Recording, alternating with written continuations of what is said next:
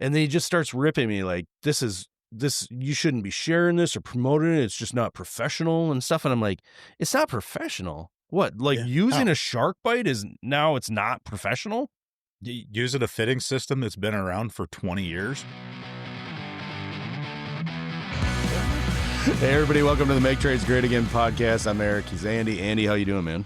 I'm doing pretty darn fine. Oh, man. I tell you, winter is setting in here. I'm fighting a cold. You probably can hear it. So if you're annoyed by that, I apologize. I'll try not to sneeze, but I can't promise anything. Just listen out of your other ear. It'll be fine. Yeah, that's about it, too. I tell you.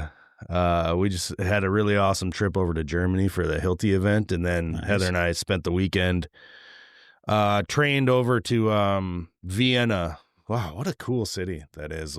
Yeah, the architecture's pretty neat. It's pretty cool looking city. Yeah. Do they have Vienna sausages, like the little can? I didn't see Vienna sausages anywhere. It's amazing. It's yeah. Well, Heather asked, we travel a lot, obviously, you know that, but there's always that like, what's their thing conversation? Like, we're here. What is Vienna's thing? And we're walking, because we hadn't talked about it to this point. Right. And we had been there like a day or so. And she's like, what is Vienna's, like, what's their shtick? What's their thing? I know it's a stupid, and I'm not trying to be disrespectful. Right. But it's you know what I'm saying, right? Yeah. Like Vienna, or not Vienna, because we're in Vienna. Like Rome, like you get specific pasta dishes. Like it's like the food is very distinct in that region. Like that's what you get. You go to Naples and it's pizza, right? Like what am I trying to? You get what I'm saying? Yeah, right? yeah. That's the thing. You go to Italy for your pastas and you're Italian, and you go to France for your freaking ham and cheese baguettes on the street. Exactly. Ham and cheese baguettes on the street. I love that. But that's what it is. I mean, I know. It's fromage, Fromage. Yeah. Jamon fromage. Look at the big brain on Brad. No, I said, well, I just jokingly said, oh, it's sausages, Vienna sausage. And then I looked it up and I'm like, I don't think this is actually a thing. It's just like some branding, some American 1940s. Company. Yeah. Hey, by the way, we ran out of the good meat. So yeah, we got these tiny little sausages we could fit in a can. They're good for wartime, rations. And that's about what Americans think of Vienna. No, it was if fun. You're drunk at a football game, you can stick a toothpick in it and eat them. Yeah, and you're fancy. No, but we had a blast. But anyway, we were at a bunch of people at the Hilti event were posting days later, like they had colds and stuff like that. And Heather got it.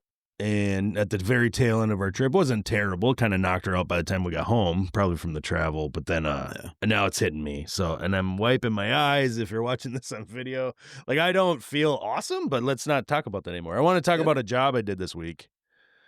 I posted. You saw the videos. I sent you some fake pictures and stuff like that. Nothing special. It's just a boiler change out. Right. But I ran into it's kind of a multi-layer story. It's not super crazy.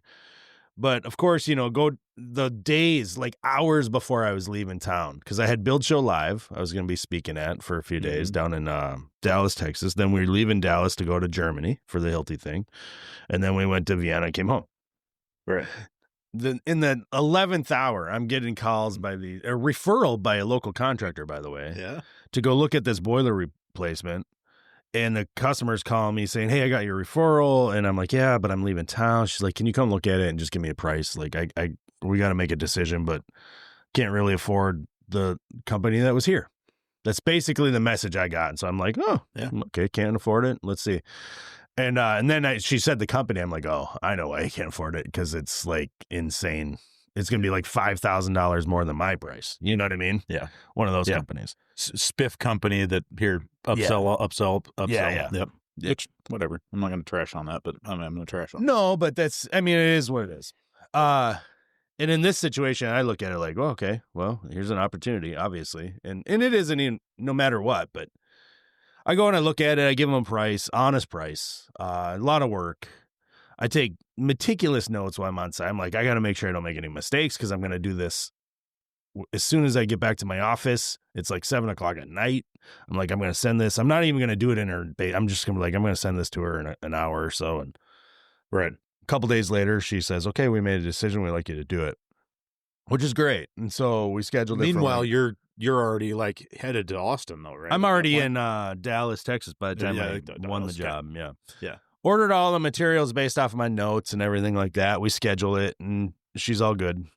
I get to the job on Tuesday. So I was supposed to be home Monday afternoon. I got home very late Monday night because there was weather in Amsterdam, all this kind of stuff. Anyway, I get to the job, start it. Everything's going fine. I look as I'm demoing the old boiler and piping out because it was just trash. I look up as I'm cutting zone valve. There's 6 zone valves on this little house system, and I'm like, geez, is that what I think it is? I look up and there's 3/8 PEX instead of what I thought was 1/2 inch. Yep. In my notes, it was 1/2 inch, and I just didn't notice it was 3/8. And there was 3 zones, single loop, 3/8 PEX. They were like entry floors and a bathroom floor, right? And they were piped down to the mechanical room and on their own zone, no manifold or anything like that. And if you're not a plumber or haven't done this kind of work in whatever trade you're in, 3/8 PEX is a little bit of a challenge at this juncture because I'm like, I don't stock it. I know Chris Armstrong, our longtime friend Chris, PS Plumber, got into the comments on my video, which I'm going to talk about in a second, and said that he stocks it. And it doesn't surprise me because I know Chris pretty well, and he's like, that dude.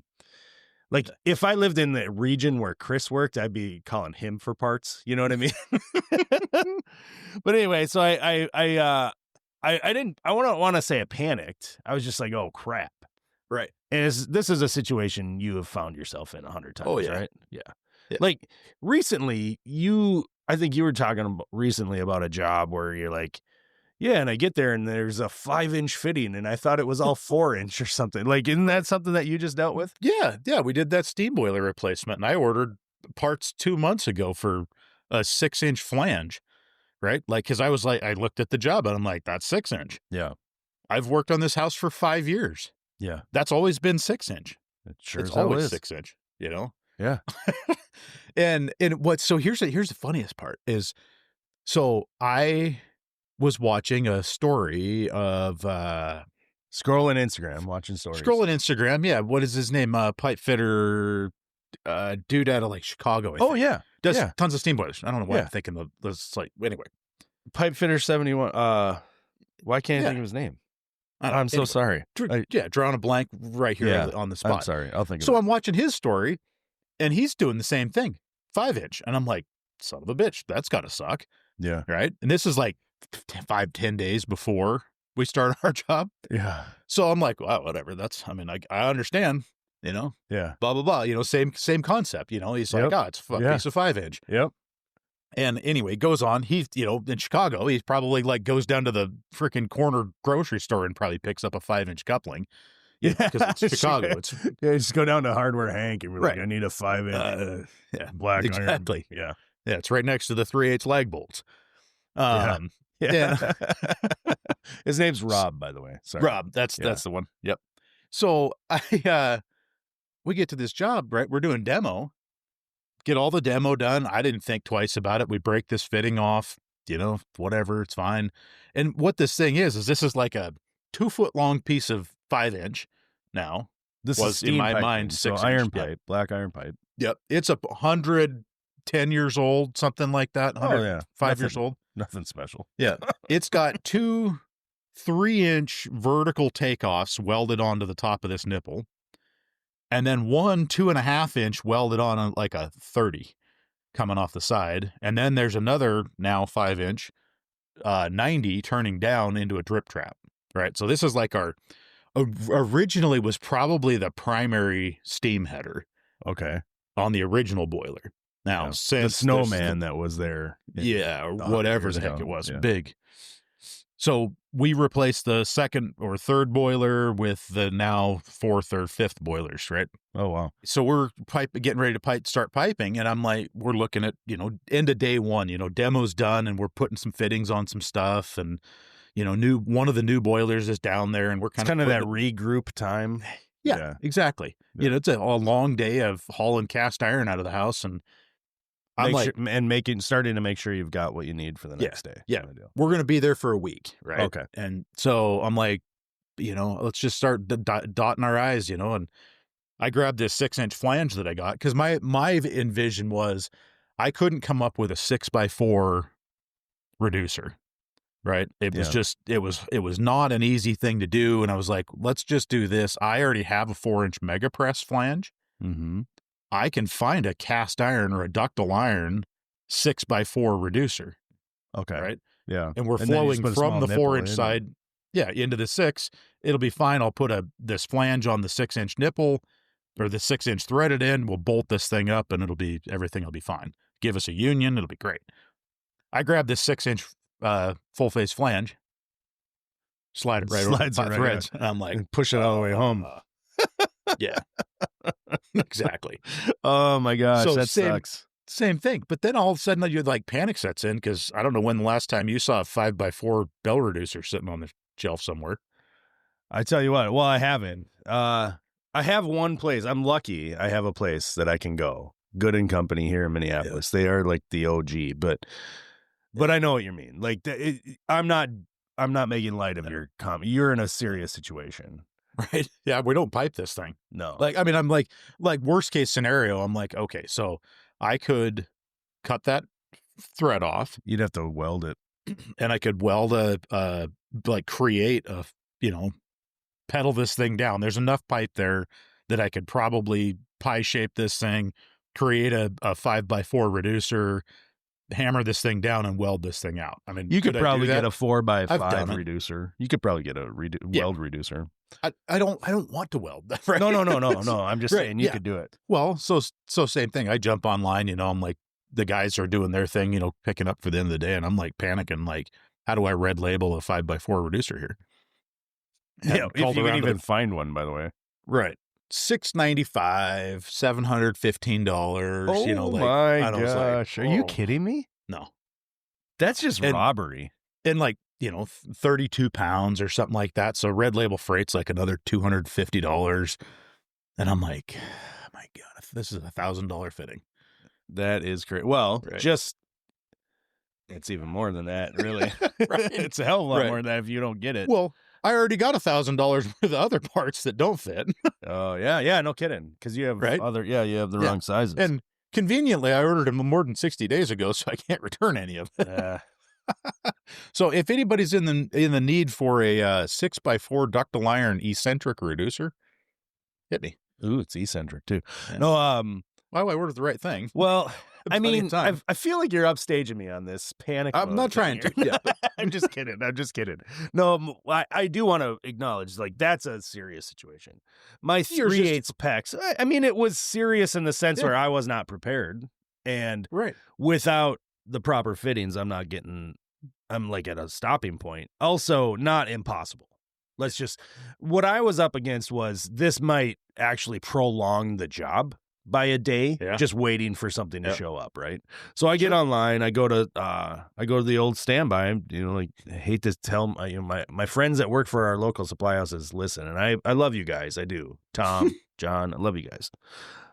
Paul. But the thing is I went on supplyhouse.com because their site somehow, and this is not an ad for them. God, I wish it were. I wish they'd work with us. You guys listen, you should work with us. We spend so much money on your website. They have their site is better than Amazon's. You and I have had this conversation 100 times. Honestly, I mean that. Like, I'm not exaggerating. I actually mean, I think that their website, their online shopping website for plumbing and HVAC and electrical and all, I think their site is improved to the point where I believe I have more trust in it than I do on Amazon's site. I absolutely do. So that's kudos to them. Good job, you guys at supplyhouse.com. You actually have a product that is probably head and shoulders above pretty much all your competitors. The benchmark. It is the benchmark. Anyway, so I go on there, and I'm not sure if I'm going to order it from them or not. I mean, I'm not going to get it for a couple of days. So it's almost like this is last resort. I'm getting it from Supply House. But I go on Supply House for reference. Right. Later that day, I think I spent another $2,500 on press fittings, by the way. But I did not order these 3/8 by half couplings. Sharkbites is what I ended up with, because I went to And that's kind of the whole point of this story. I went to there, got the model number, went to Gooden's website because they're a little harder to navigate mobily. And I found it. I'm like, yeah, they got 44 of these 3/8 by half sharkbite fittings. And I know that people listening to this are cringing when I say sharkbite. I think everybody just needs to get over it. That's another thing I want to say in this conversation. I think I talked about sharkbite radiant manifolds in our last episode. Right. The deal is, and you agree with me. I mean, I should leave that up to you to say on the air, but you have agreed with me in the past about this subject matter. Is like a lot of people want to hate on this kind of fitting system, and I fully understand why. Like, there's a many reasons why, but the reality is in this situation, this was like the perfect fitting for what I needed, and I think you pointed out, like, well, let me just say this: I don't stock any 3/8 PEX fittings of any sort. I don't have any. I don't have any want, desire, and need to, because I see it's so. And I think the last time I saw 3/8 PEX was when I installed it on a radiant manifold on top of the floor. That's what this was too, by the way. Right. It was used for radiant flooring, and it was like stapled down with a gypcrete over it. Yeah. So that's where you're going to see 3/8 PEX in my neck of the woods. That's the only place you're going to see it. And until our plumbing code changes and says that we can actually use the appropriate size pipe, which would be 3/8 in many cases, we're not going to see it. I'm not going to stock it. I'm not. No. There's no, and I don't have a tool for it. Call me whatever you want, but would not make any sense.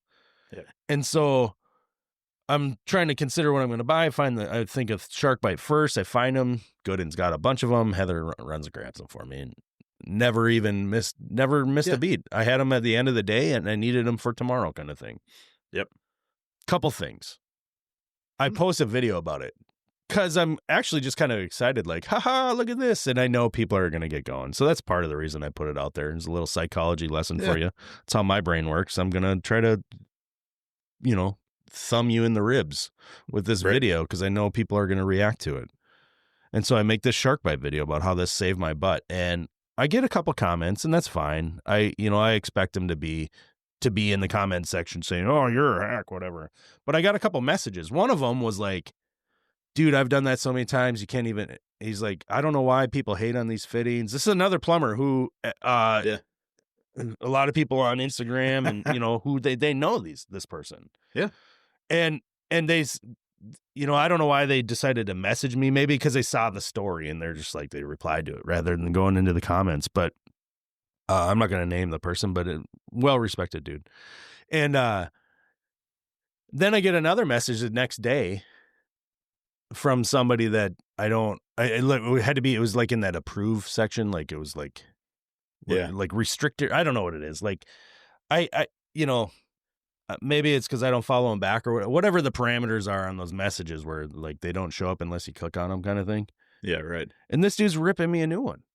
Like totally like, I don't usually talk about this on the podcast either. Like there's plenty of bad comments, as you can imagine. Sure. And sometimes they get to me, sometimes they don't. This did not get to me. I don't care about it. It's not why I'm talking about it. Yeah. But like this guy's like, I see you got all the tools. I've seen you installing this stuff forever and ever. And like, you're good at it. And he's saying nice things. And he's like, why the hell? And then he just starts ripping me like, you shouldn't be sharing this or promoting it. It's just not professional and stuff. And I'm like, it's not professional. What? Like using a Sharkbite it's not professional? Using a fitting system that's been around for 20 years? Look, I mean, clearly this isn't a system that's been like prone to failure. Right. Listen, I mean, here's the deal. We can look at piping systems that have failed, Kitec, Yoga, I mean, polybutylene, Onyx, those are fitting systems that failed, right? Yeah. How long were they around? 2, 3 years, 4 years, 5 years, maybe? Yeah. The class before actions. They were sued out of into oblivion. Right. Sharkbite's still around. Something must be okay. Yeah. I mean, and they sell this stuff like crazy. It's insane. I mention it every time I talk about it. Like my suppliers, they don't sell to the general public. I know this because that's part of the reason why I do business with them. And I know in particular one of them, I've been told many times by multiple people, we buy Sharkbite fittings by the pallet. and we're always out of stock. They wouldn't, listen, the laws of finance basically don't tell you, hey, buy this because this company wants you to buy it and put it on your shelf because nobody wants it.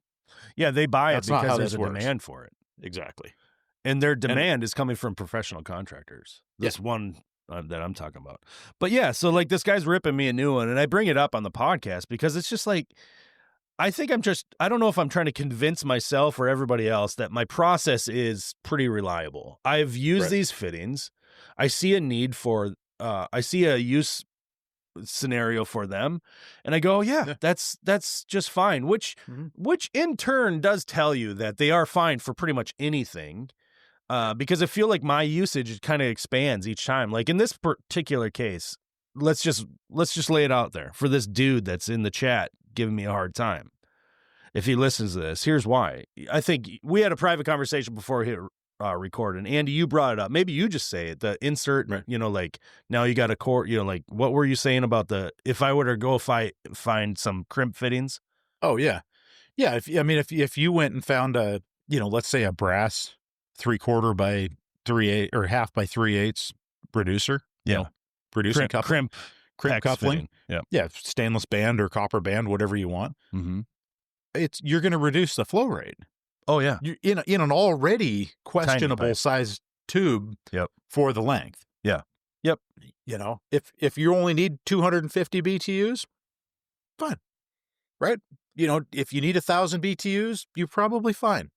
You start getting into this. Hey, I'm going to run 3/8 tubing to run, to supply and return from 30 feet of baseboard. It's probably not going to work. If you got a big enough pump, you can jam it through there. Yeah, it's going to cause problems, though, for sure. Yeah, it's going to be problematic.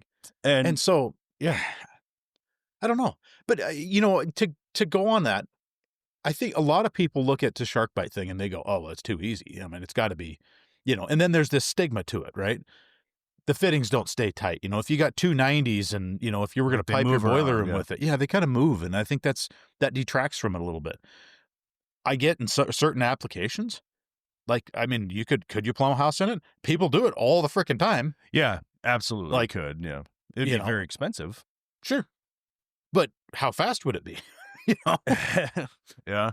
Anyway, nonetheless, this is an age-old argument. That it is. And I didn't want it to be just to bitch about it. But the reality is this: is I think what I did was the professional thing in my defense, and I'm going to try to defend myself. Not that I need to, but I would say that I made a decision in the moment that was going to solve the problem that was in front of me, and I assessed it. And I go, okay, well, is this going to create a problem? Is this going to, should I use this fitting? Yeah. And I know, I'd like to say that I know hydronic systems pretty well and the piping and plumbing that goes along with them. And in my head, there's no scenario where this is going to be problematic. It's just a coupling. Right. 2 different size pipes, low pressure, low temperature. Like everything about it is it's not moving. It's not moving. It's like, this is perfect application for something like this. Yeah. And I thought to myself, don't reply to him. Don't, so this is my reply to that person. I don't care what they think about it, to be honest with you. I don't have to convince them. Right. And the reality is I'll make another video 6 months from now doing something similar. And I'm going to feel perfectly good about it. By the way, the heating system is running. Turned the heat on yesterday afternoon. It was perfect. And I have no doubt that those fittings could leak, just like every other fitting in that system. And I don't expect those to be problematic over other fittings either. Right. I would say I have had far more sweat joints failed than I have. Granted, I've installed way more soldered fittings. Well, a lot more fittings out there. Yeah, significantly higher number than I have of sharkbite fittings or push. Let's call them push to connect. Yeah, push to connect. Yeah, whatever the brand is. Yep. The number of push to connect fittings that I've had fail is small. Granted, I haven't installed a tremendous. Hundreds. No. But you've come across many that you haven't installed. Right. But all of the failures are installation related. 100%. Either my fault or someone else prior to me's fault that fitting didn't continue to be leak free. Yeah. Right? Yeah. You know, whether it's a bad piece of pipe, I love the way not input that's on like the all most lawyers. It didn't continue to be leak free. It's like, okay, Well, attorney at law here. Right. Yeah, no, I think the professional thing to do was to find a solution in the time allotted that wasn't going to derail the job. That person went on to say something about like, that's not a permanent connection. I'm like, well, that's your opinion. That's all that is. Yeah. That's only your opinion. It's a permanent. What makes it not permanent? Yeah, exactly. It's perfectly fine. Because I can take it off. Is that why? Right. Yeah, that's why I don't understand why people think that. They think that like, black iron fittings are not permanent. Well, I just think like you can try to defend some kind of like efficiency in your idea that like I used this, but it was temporary and I went back and I fixed it. I'm like, well, that seems like it was wasteful then to me. Yeah. Well, like you need to make the right decision the first time, not the second time. Yeah. You know what I'm saying?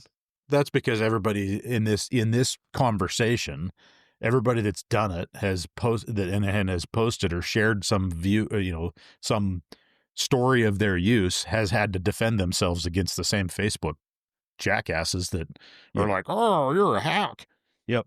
I'll call it what it is. No, I think you nailed it. I think that's probably not so eloquently places the blame on where it absolutely belongs. I think you nailed it. That's exactly it. People use them and then they don't want to tell anybody because they're going to get ripped a new one.